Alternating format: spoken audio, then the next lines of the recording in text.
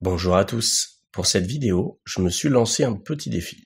J'aimerais voir ce que je garderais en portefeuille si je devais impérativement et le plus vite possible réduire mon portefeuille à 10 entreprises seulement, sachant que j'ai actuellement 30 entreprises en portefeuille. C'est pourquoi je vais me mettre dans une situation où je dois aujourd'hui même revendre 20 entreprises pour n'en conserver que 10, pas une de plus. 10 entreprises sur lesquelles j'ai assez de confiance pour allouer mon portefeuille tout entier. Je pars du principe que je vais investir la même somme sur chaque entreprise, soit 10% par titre. Cet exercice va me permettre également un passage en revue de mon portefeuille et de savoir ce que je juge qualitatif ou non. Pour résumer, je dois simplement alléger celui-ci pour ne garder que 10 entreprises sur lesquelles je vais réallouer les liquidités issues des 20 reventes. Pour faire ces choix, plusieurs critères vont compter. Le prix de l'action, l'espérance de gain que j'estime possible, mon prix d'achat, la qualité de l'entreprise, pourquoi j'ai acheté l'entreprise initialement, et je vais tenter de garder une certaine diversification du portefeuille. L'objectif de mon portefeuille reste toujours le même, ce n'est pas un portefeuille à dividendes, mais un portefeuille qui doit croître jusqu'à 245 000 € d'ici 10 ans.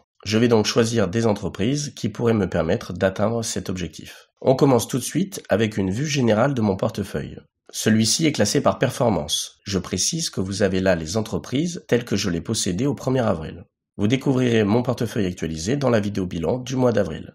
Donc on va commencer par le plus simple. Si je dois réduire mon portefeuille à 10 lignes, immédiatement, je me sépare sans hésiter d'Aroundtown. Aroundtown est la plus petite ligne de mon portefeuille, j'encaisse volontiers la moins-value de 11%. C'est une ligne très spéculative, je ne compte pas du tout allouer 10% de mon portefeuille dessus.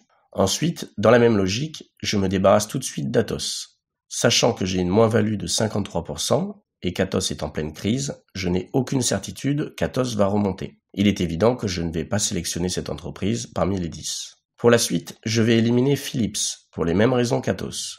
Je n'ai pas la certitude que Philips va surmonter la crise que l'entreprise traverse en ce moment. C'est une entreprise qui n'a pas été rentable pour l'exercice 2022 et je ne peux pas me permettre de garder une entreprise déficitaire.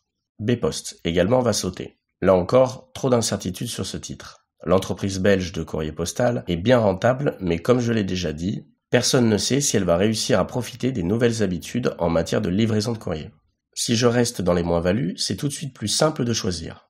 J'élimine volontiers Vonovia, la foncière cotée allemande très exposée à la remontée des taux. Vonovia est pris à la gorge entre la remontée des taux d'emprunt et l'impossibilité d'augmenter ses loyers auprès des ménages fortement exposés à l'inflation. Donc je reste loin du titre et je me tourne vers autre chose. Ontex, là encore beaucoup d'incertitudes. C'est l'entreprise que j'ai placée en tête de mes objectifs de vente en 2023. Je souhaite m'en débarrasser dès que ce sera possible. Elle reste d'ailleurs sur 2 années déficitaires avec une décroissance de chiffre d'affaires. Donc ça ne sert à rien de s'attarder plus longtemps sur ce titre, que je ne compte pas garder sur le long terme. On revient en France avec Bonduelle, autre entreprise qui fait partie de mes objectifs de vente 2023. L'entreprise familiale n'est pas dans mes plans long terme. Ses marges nettes diminuent et son chiffre d'affaires stagne. Le titre est sur ses plus bas depuis 20 ans, je préfère passer à des dossiers plus qualitatifs. Je crois qu'on a fini avec les dossiers dont la vente coulait de source. À présent, on entre vers des titres qui vont demander un peu plus de réflexion. Si je passe tout en revue, il y a BIC qui me saute aux yeux. C'est une entreprise qui ne possède pas de dette, rentable et avec des fondamentaux corrects, mais elle n'a jamais su emballer le marché, et son potentiel de hausse reste limité. Je préfère donc m'en séparer. Quand je vois Zalando, il est clair que ça me semble risqué de laisser cette entreprise dans un portefeuille de 10 entreprises seulement. C'est un business très cyclique, donc très volatile, et les marges sont très faibles. On passe au dossier suivant. J'aime beaucoup Ruby, mais le marché semble bouder l'action, et il n'est pas conseillé d'aller contre le marché. Dans une situation où je devrais réduire dès aujourd'hui mon portefeuille à 10 actions, je préfère m'en débarrasser maintenant, même si le prix est intéressant. Eurofins Scientifique, c'est un titre qualitatif, mais qui a fortement profité du Covid. Un peu trop d'incertitude pour faire partie du top 10. On passe au suivant. Beneteau est proche de ses plus hauts historiques. C'est un dossier intéressant, mais le PER est un peu haut. Surtout que l'entreprise vient d'enregistrer une année dans le rouge. On encaisse la plus-value et on se tourne vers autre chose. Même raisonnement pour Elis. On est sur des plus hauts historiques, le potentiel de hausse est probablement atténué, il vaut mieux prendre ses profits et les allouer sur un autre dossier. À ce stade, il nous reste 17 entreprises possibles. On a déjà fait une bonne partie du chemin en éliminant 13 actions. Plus que 7 entreprises à revendre pour connaître quelles seraient les entreprises que je garderais s'il ne fallait en garder que 10. HelloFresh a déjà fait une bonne partie du chemin en reprenant 60% en un mois. Le titre pourrait faire une pause. Difficile de parier sur l'action à ce prix-là. On encaisse sa plus-value et on passe son chemin. La Fnac n'est pas l'entreprise la plus résiliente. Elle vient de subir une année 2022 déficitaire et peine à retrouver son prix d'avant Covid. C'est une entreprise cyclique très exposée. On lui préférera une autre entreprise. Pour Renault, c'est un peu le même raisonnement. L'entreprise vient de retrouver son prix d'avant Covid et vient de prendre 100% depuis ses plus bas. Pour un dossier très spéculatif, avec par exemple le virage vers l'électrique, on préfère un prix d'entrée plus bas. Plus que 4 entreprises à éliminer. À ce stade, il reste Total, Vinci, Steph, Imerys, Nemetschek, Adidas, Maisons du Monde, Sanofi, Danone, Kone, Adyen, Dassault, Chememotek et Nakon. Il est peut-être temps de changer notre méthode de sélection. Et plutôt que de procéder par élimination, on va voir ce qu'on préfère conserver. S'il fallait garder 10 actions de ce portefeuille, il est difficile de se débarrasser de Total. Même si le prix est plutôt élevé, c'est une entreprise qu'il vaut mieux avoir en portefeuille. Vinci a su prouver sa résilience en période de turbulence. C'est une entreprise solide qui fait souvent le bonheur de ses actionnaires. Et même si le cours de bourse est à son plus haut historique, il reste judicieux de conserver le titre, qui ne cesse d'accroître ses profits. Steph est une entreprise qui ne fait pas beaucoup de bruit, mais qui continue de bien performer. Et avec ses investissements permanents, il serait dommage de ne pas en récolter les fruits. D'autant que le dividende est proche des 4%. Nemetschek est une entreprise historiquement très performante. Et le potentiel de hausse reste très correct. On va choisir de conserver le fournisseur de logiciels d'architecture allemand. Garder Sanofi nous permettrait de nous exposer au secteur de la santé. De plus, c'est une valeur sûre en cas de crise. Acheter un peu haut, mais un secteur sur lequel il vaut mieux parier. On conserve. Pour Chememotek, en revanche, également exposé au secteur de la santé, on ne peut se vanter de la même solidité que Sanofi, de par sa faible capitalisation. Mais l'entreprise danoise possède des fondamentaux tellement solides qu'on va choisir de la conserver. Celle-ci pourrait également booster la performance future du portefeuille. Kone, l'entreprise finlandaise me fait penser à Steph. C'est une entreprise résiliente qui évolue dans un secteur très précis, celui des ascenseurs, escalators et portes automatiques. Le genre de secteur pas très sexy mais qui nécessite une maintenance permanente. On va choisir de conserver ce titre qui possède également un potentiel de hausse substantiel.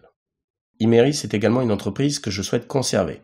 Elle opère dans l'extraction et la transformation de minéraux à vocation industrielle, le genre d'entreprise qu'il est toujours bon de posséder en portefeuille. Le cours de bourse est encore raisonnable, ce qui laisse espérer une hausse future. On conserve. Il nous reste 2 entreprises à intégrer au top 10, pour 6 candidats. Maisons du Monde, Dassault Systèmes, Nakon, Adyen, Adidas et Danone. Personnellement, je souhaite conserver Danone qui vient de reprendre 20% en quelques semaines. L'entreprise française possède de nombreuses marques très populaires, dont des marques essentielles pour la consommation de base comme Volvic, Evian ou Vittel. Il ne reste à présent qu'une seule place pour 5 prétendants. Une entreprise cyclique, Maisons du Monde, une small cap, Nakon, un fournisseur de paiement électronique, Adyen, un éditeur de logiciels 3D, Dassault Systèmes, et Adidas que tout le monde connaît. À première vue, je pense déjà qu'Adidas doit sortir du top 10. Entreprise cyclique par excellence, ce n'est pas le business le plus résilient. De plus, dans le monde d'aujourd'hui, la célèbre marque à 3 bandes n'est pas à l'abri d'un scandale qui pourrait surgir d'on ne sait où. Je préfère choisir un autre dossier. Maisons du Monde reste un dossier spéculatif, en plus d'être une small cap. Même si le prix peut sembler alléchant, ce n'est pas le genre d'entreprise dans lequel je souhaite exposer 10% d'un portefeuille. Je préfère m'en séparer. Nakon. Nakon est une entreprise que j'aime bien, mais l'éditeur de logiciels français reste également une small cap. Et bien que le cours actuel semble décoté, il est risqué d'allouer 10% d'un portefeuille sur ce genre d'entreprise. Je préfère m'en séparer à contre-cœur, mais elle ne fait pas le poids en comparaison des 2 dernières entreprises. Alors, Dassault Systèmes ou Adyen. Éditeur de logiciels 3D d'un côté, fournisseur de paiement électronique de l'autre. 48 milliards de capitalisation pour le premier contre 44 milliards pour le second. Côté fondamentaux, les 2 entreprises présentent toutes 2 un bilan exceptionnel. Mais revers de la médaille, elles se payent très cher, 80 fois ses bénéfices pour Adyen contre 50 pour Dassault Systèmes. Le potentiel de performance penche cependant du côté de Dassault. En effet, le prix actuel représente même une opportunité si on se base sur son PER moyen qui est de 80.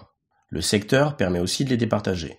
Bien qu'Adyen dispose dans ses clients de certaines des entreprises les plus populaires de la planète, le secteur du paiement en ligne n'en est pas moins un secteur ultra concurrentiel, surtout avec l'avènement des crypto-monnaies.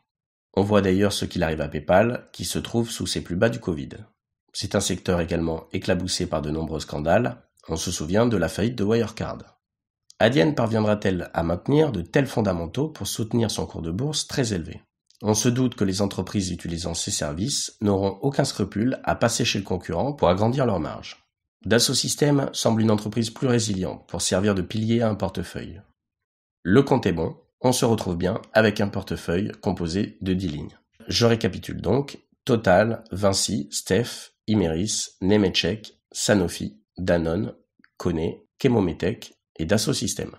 À présent, je suis censé réallouer équitablement toutes les liquidités issues des ventes sur ces 10 entreprises, mais est-ce que les performances de ce portefeuille dans le futur seront au-dessus de celles du marché ?